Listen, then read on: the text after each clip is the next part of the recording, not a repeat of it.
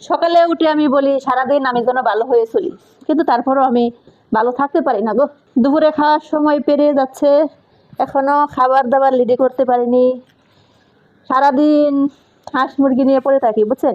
আমার নতুন নতুন ভালোবাসার মানুষ হয়ে গেছে, তাদেরকে নিয়ে হচ্ছে আমার সময়টা এভাবেই চলে যায়। আমি সময়টা হচ্ছে খুঁজেও পাইনি, কোন দিকে কেমনে কেমনে যে চলে যায় তা আমি হচ্ছে বুঝতে পারিনি। সবাই হচ্ছে আমার জন্য দোয়া করবেন, আমি যেন নতুন নতুন কাজে যেন আমি আবার সফল হইতে পারি। আমার জন্য দোয়া করবেন, কারণ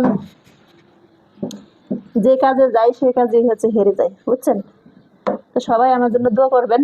আর আমার ভালোবাসার মানুষগুলো আপনাদের সাথে পরিচয় করিয়ে দেব, সবাই দেখতে পাবেন ইনশাল্লাহ। খুব শীঘ্রই দেখা করব আপনাদের সাথে, সবাইকে নিয়ে হাজির হব।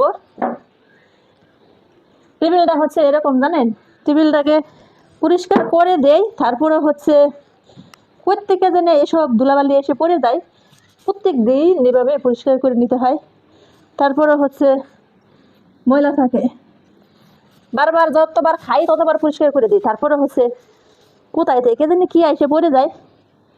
এখন পরিষ্কার করে খেতে বসবো, আবার দেখবেন একটু পরে আবার এসে পড়ে যাবে। আর আমার ছেলেরা তো আছেই, খেতে বসলে এতগুলো ভাত ফেলে দেয়, তারপরে হচ্ছে টেবিলটা আবার যে সেই হয়ে যায়। মানে কি আর বলবো, সারাদিন কাজ করতে করতে করতে করতে হাঁপিয়ে যায়।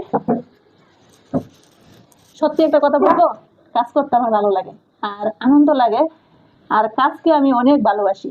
যাই হোক, যে অনেকে অনেক কিছু বলবেন, এতক্ষণ যা বক বক করলাম এগুলো হচ্ছে এমনিতে করলাম, আমি মন থেকে বলিনি।